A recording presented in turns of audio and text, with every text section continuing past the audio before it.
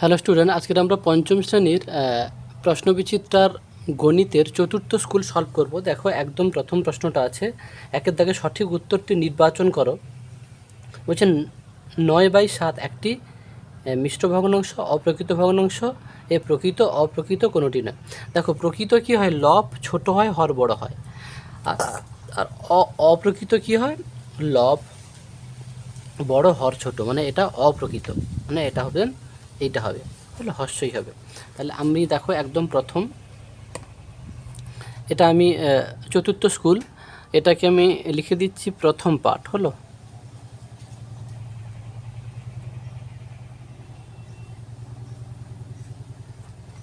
প্রথম পাঠ, ওকে। তাহলে দেখো একের ক হবে, একের ক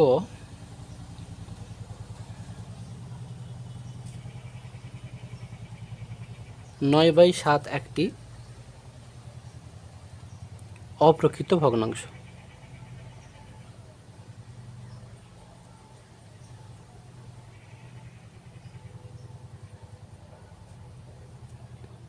তারপরে ক্ষয়ের দাগে হবে, ক্ষয়ের দাগে দেখো বলেছে আয়তক্ষেত্রের ক্ষেত্রফল সূত্র কি, দৈর্ঘ্য ইন্টু প্রস্থ, এই যে এইটা হবে। ক্ষয়ের দাগ হবে, ওকে লিখে নিয়েছি। তারপরে গয়ের দাগ দেখো, গয়ের দাগে প্রশ্নটা দেখো, বলছে ছোট থেকে বড়। দেখো এদের মধ্যে দেখো সবচেয়ে ছোট কে বল, আমি বলেছিলাম দশমিকের পরেরটা। দেখো দশমিকের আগেরটা তো দেখার দরকার নেই, সবার শূন্য আছে, এরও শূন্য, এরও শূন্য, এরও শূন্য। তাহলে দশমিকের পরে দেখো, দশমিকের পরে প্রথমটা দেখো এর শূন্য, এর প্রথমটাও শূন্য, এর প্রথমটা 5, তাহলে এ বড়। আচ্ছা, তাহলে এ তাহলে বড়, কিন্তু আবার এর দুজনের মধ্যে ছোট কে দেখো, এর দ্বিতীয়টা দেখো, এর দশমিকের পরে দ্বিতীয়টা শূন্য আছে, এর দ্বিতীয়টা 5 আছে, তার মানে কি এ তারপরে দ্বিতীয় স্থানে, তাহলে সবচেয়ে বড় এ, তারপরে তারপরে। কারণ ছোট থেকে বড় করতে বলছে, মানে এদিক দিয়ে তাহলে হচ্ছে সাজিয়ে নেবো। তাহলে এইটা সবচেয়ে ছোট, তারপরে এইটা, তারপরে এইটা। দেখো এইটা তাহলে কোনটাতে আছে দেখো, এইটা আছে দেখো সবচেয়ে ছোট, এইটা, এটা সবচেয়ে ছোট। তারপরে দেখো লেস দেন দিয়ে এইটা, তারপর লেস দেন দিয়ে দেখো হাঁয়ের ভিতরে যেটা থাকে সবচেয়ে বড় বলতে, তাহলে এটা সবচেয়ে বড়, তারপরে এটা, তারপরে এটা, তাহলে আ হবে। ওকে, ব্যাপারটা দেখবে। দেখো গয়ের দিকে লিখে দিয়েছি। তারপরে ঘ দেখো, ঘ দেখো বলছে শঙ্কুর শীর্ষবিন্দু। তোমরা শঙ্কুর শীর্ষবিন্দু হচ্ছে একটি, তোমরা শঙ্কুর একটা উদাহরণ দিচ্ছি, মাথায় রাখবে, বরের টোপর হলো তার শীর্ষবিন্দু, মানে ওপরেরটা দেখো একটি। দেখো লিখে নিয়েছি। তারপরে আছে ওর দাগে দেখো, ওর দেখি হচ্ছে ঘড়িতে 3টে বাজলে মিনিটের কাঁটা ও ঘন্টার কাঁটা কত ডিগ্রি কোণে থাকে। 3টে বাজলে, তোমরা ছবিটা যদি আমি এঁকে দিই, দেখো এইটা দেখো, এইটা হলো তো, তাহলে 12, এটা 6 হয়, তাই তো। তাহলে 1 2 3 4 5 6 7 8 9 10 11, 3টে বাজছে, তাই না? কী বলছে, ওতে 3টে বাজলে কি মিনিটের কাঁটা কি 3-এ থাকে, আর ঘন্টার কাঁটা তখন কি হয়, 12টা থাকে।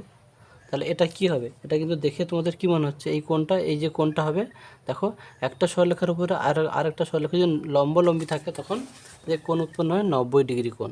তাহলে এটা উত্তরটা হবে 90 ডিগ্রি, মানে হর্ষইর দিকে উত্তর হবে। আমি সরাসরি উত্তরটা লিখে দিচ্ছি, তোমরা শর্ট প্রশ্ন সরাসরি উত্তর লিখলে হবে। ওকে, 90 ডিগ্রি শর্ট প্রশ্ন, এত পুরো বাক্যে লিখতে হবে না। ওকে, তারপরে দেখো চয়ের দাগে দেখো, এটা খুব ভালো প্রশ্ন। বলছে এখানে কত অংশ আছে, তোমরা গুনে নেবে কটা, 1 2 3 4 5 6 7 8টা। মোট যে মানে ঘরটা, সেটা নিচে বসবে, দেখো হয় যে এটাতে নিচে, আর যেটা রং করা হয়েছে দুটো দেখো উপরে। তাহলে এর নিয়মটা কি, যে কটা ঘর রং করা হয়েছে সেটা উপরে থাকে, আর টোটাল যতগুলো ঘর সেটা নিচে থাকে। টোটাল 8টা ঘর দেখো নিচে আছে, আর রং করা হয়েছে দুটো, এইটা, আর অন্যগুলো হচ্ছে না। তাহলে চয়ের দাগের উত্তর হবে দেখো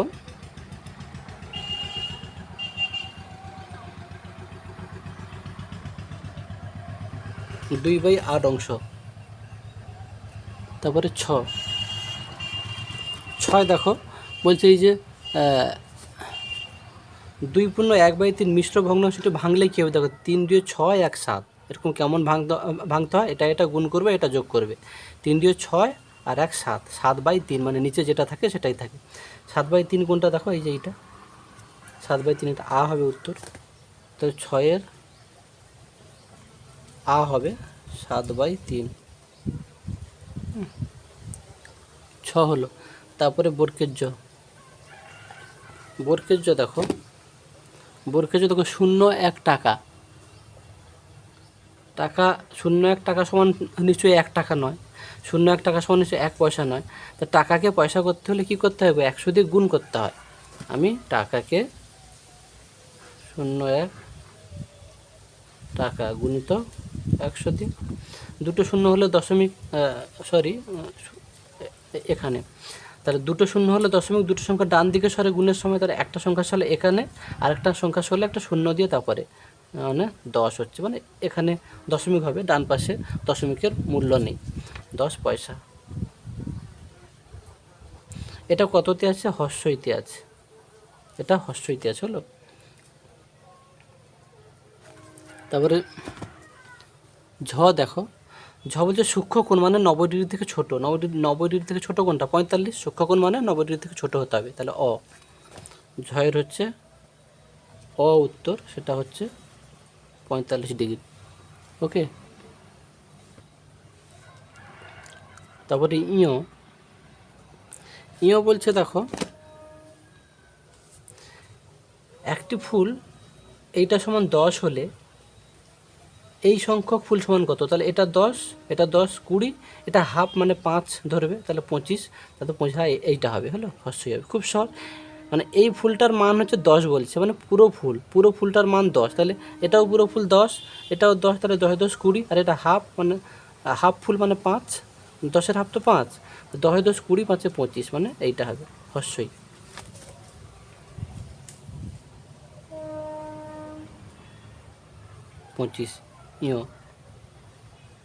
তারপরে টয়ের দাগে দেখো, টয়ের দাগে কী বলছে দেখো, পূজা 10টি, তনুশ্রী 3টি ও শুভদীপ 7টি মালা গাঁথলো, তারা সবাই মোট কটি মালা গাঁথলো, হিসাব করার জন্য কি করবে। সবাই মোট তাহলে 10 মানে যোগ করব, তাহলে যোগ উত্তর হবে হবে, খুবই সহজ, টয়ের দাগে হলো। তারপরে 2-এর দাগে, ওকে,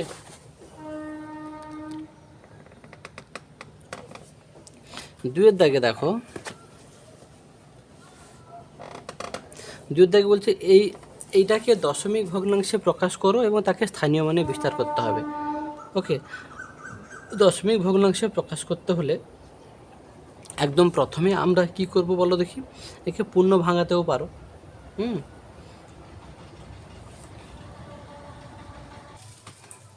দেখো এটাকে দশমিক ভগ্নাংশে কেমন প্রকাশ করবে, তোমরা পূর্ণ ভাঙিয়েও করতে পারো, যেটা শিখেছো, নাহলে সহজ পদ্ধতি আরেকটা হবে। দেখো এটাকে আমি কী লিখতে পারি জানো, 10 যুক্ত, মানে পূর্ণটাকে লিখবো, তারপরে এইখানে যোগ চিহ্ন দেবো, তারপরে 700 যেটা আছে সেটা আমি লিখলাম, এটা 1000 হবে। ওকে, তাহলে এটাকে কী লিখবো, 10 যুক্ত, একে তুমি 1-এর ভিতরে 0 দিয়ে ভাগ করো, তাহলে 3টে শূন্য আছে, তাহলে দশমিক কি এটাতে নেই, মানে দশমিক কোথায় আছে, ডান পাশে আছে, কোনো সংখ্যা দশমিক নেই মানে ডান পাশে আছে, তাহলে এখান থেকে 3টে শূন্য যেহেতু, তাহলে 3টে সংখ্যা বাম দিকে সরবে, যেহেতু ভাগ, তাহলে একটা সরলে এখানে, দুটো সরলে এখানে, 3টে সরলে এখানে, তাহলে 0.750। এইটাকে যদি তুমি যোগ করলে কত হবে বলো দেখি, 10.750 হলো। ওকে, তাহলে একে আমরা যদি স্থানীয় মানে বিস্তার করে পাই,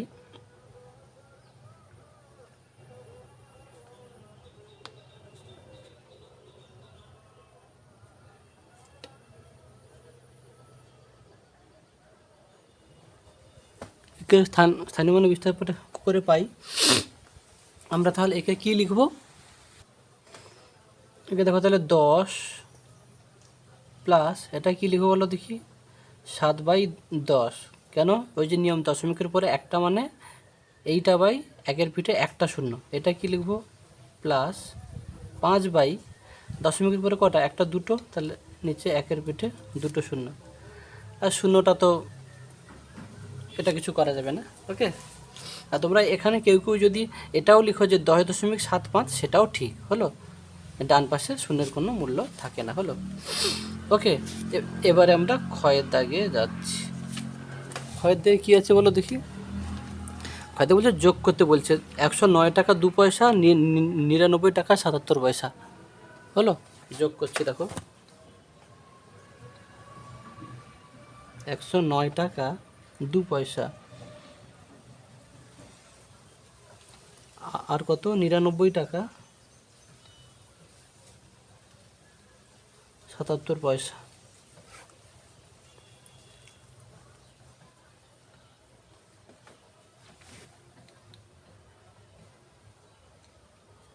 এটা পয়সা। ওকে, তাহলে 77 আর 2 পয়সা কত হবে 79 পয়সা, 9 9 18 8 হাতে রইলো 1 হলো, 9 1 10 0 হাতে রইলো 1 হলো, 208 টাকা 79 পয়সা। তারপরেরটা দেখো বিয়োগ করতে বলছে, দেখো আমি প্রশ্নটা তুলে নিয়েছি এইটা হলো, এখানে কোনো সংখ্যা নেই মানে একটা শূন্য লাগিয়ে দেবে হলো। তো এক ধার নাও, 10 থেকে 5 বাদ গেলে 5, এখানে কত আছে 1, এখান থেকে এক ধার নেবে, এখানে কত 11 হলো, 11 7 4, 11 থেকে 7 বললে 4, এখানে কত আছে 8 আছে তাই না, তাহলে এখান থেকে এক ধার নাও, মানে এখানে তো নেই, এখান থেকে এক নাও 10 হলো, এখান থেকে এক নাও, এখানে কত হলো 8 ছিল 18, 18 থেকে 9 বদলে 9, এটা কত আছে 9 আছে, 9 9 থেকে 0 বদলে 9, আর এখানে কত আছে 8 আছে, 8 থেকে 1 বাদ গেলে 7। দেখো তারপরে ঘয়ের দাগের প্রশ্নটা আছে 1 ডজন কলার দাম 72 টাকা, 1 ডজন মানে কটি গো 12টি, তাহলে 12টি সরি কলা না ডিম, 12টি ডিমের দাম 72 টাকা, তাহলে 24টি ডিমের দাম কত, তাহলে লিখবে কি 12টি ডিমের দাম 72 টাকা, একটি ডিমের দাম কত আর 24টি ডিমের দাম কত। দেখো আমি লিখেছি 1 ডজন সমান কি 12টি, তাহলে 12টি এটা ডিম হবে হলো, হলো এটা 12টি ডিমের দাম 72 টাকা, তাহলে একটি ডিমের দাম কত কম হবে 72/12, তাহলে কত 24টি ডিমের দাম কত হবে বেশি হবে, তাহলে বেশি হলে গুণ হবে 24, 12 2 24 সমান কত 2 2 4 7 2 14, 144টি। ওকে, এরপরে দেখো আমরা সরল করব, সরলটা দেখো তুলে নিচ্ছি আমি, 8 বিয়োগ 5 বিয়োগ 3 বিয়োগ 1 বিয়োগ 1 দ্বিতীয় বন্ধনী তৃতীয় বন্ধনী 2,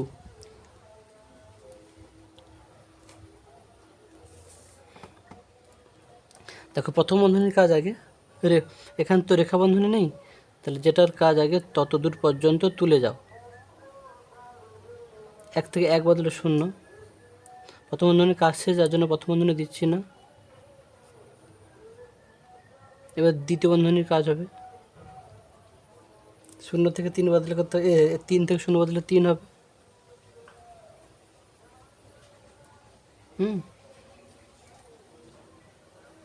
তারপরে কত হবে তৃতীয় বন্ধনীর কাজ 8 বিয়োগ তৃতীয় বন্ধনী 5 থেকে 3 বদলে 2 হলো। ওকে, তারপরে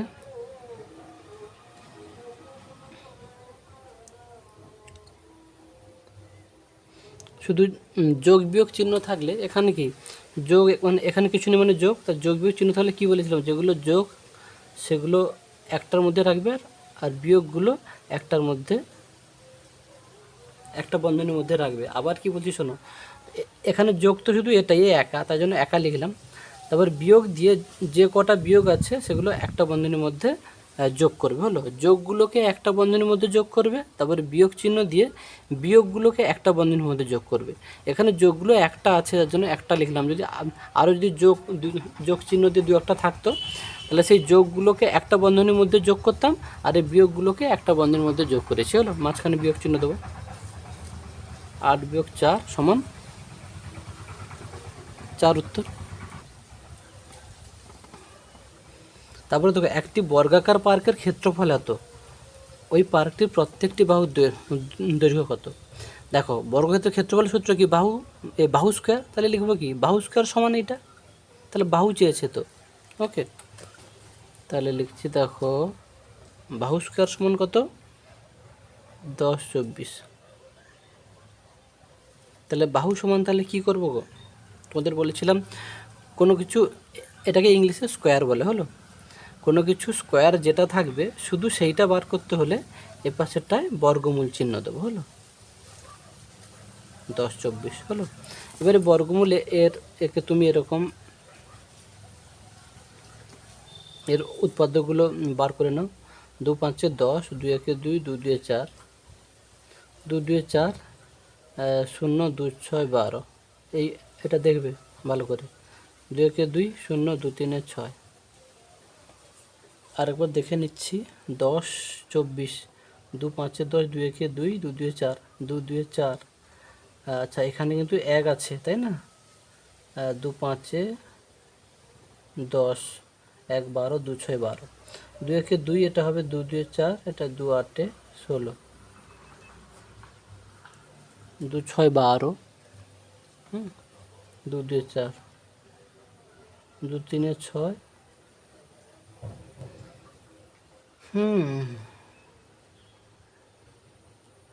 কি করলাম, 2 1 2, 2 2 4, এটা 2 8 16, বারবার বাংলা ইংলিশ এত সমস্যা হচ্ছে। 2 6 12, 2 4 8, হলো বাংলা ইংলিশে লেখা হয় তো যার জন্য সমস্যা হচ্ছে বারবার। 2 3 6, 2 2 4, 2 1 2, 2 6 12, 2 8 16, 2 4 8, 2 2 4।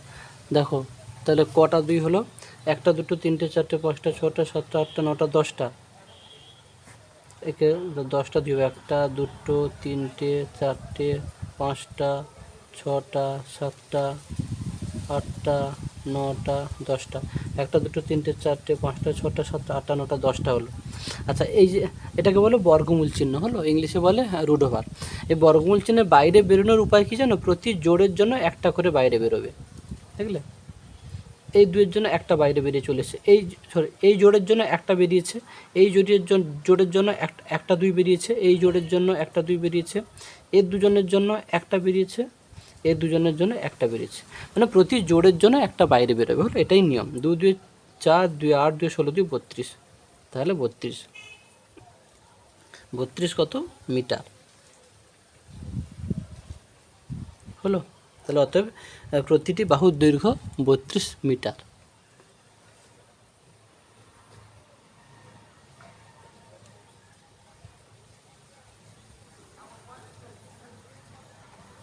দৈর্ঘ্য কত,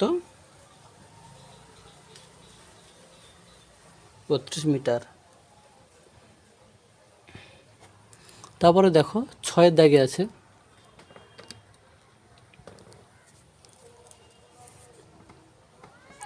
6 দাগে আছে দেখো 2 পূর্ণ 1/5 যোগ 1 পূর্ণ 7/15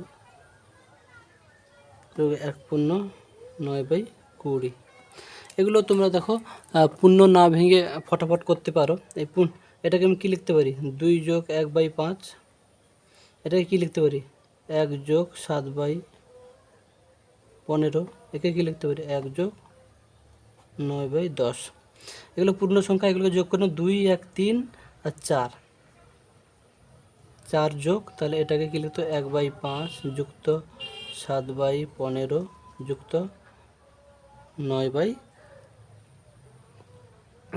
আচ্ছা এটা 9/20, এটা 9/20 হলো। এবারে আমরা এই 5 15 20 লসাগু করো, 5 15 20 লসাগু করতে হবে। দেখো 5 1 5, 5 3 15, 5 4 20, আর যাবে না, 5 4 20, 20 3 60।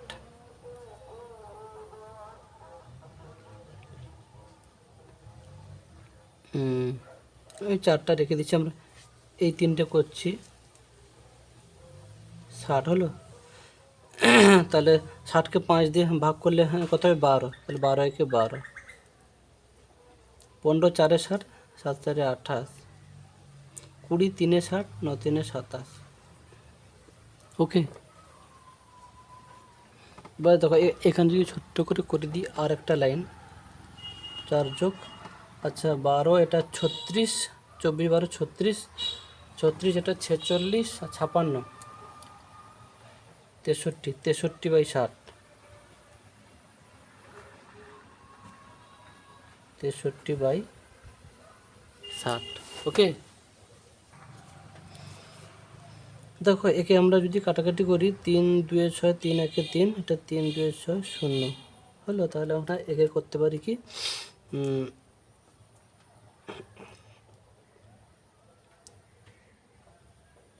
একে আমরা লিখতে পারি 4 যুক্ত 21/20 হলো। একে যদি আমরা যোগ করি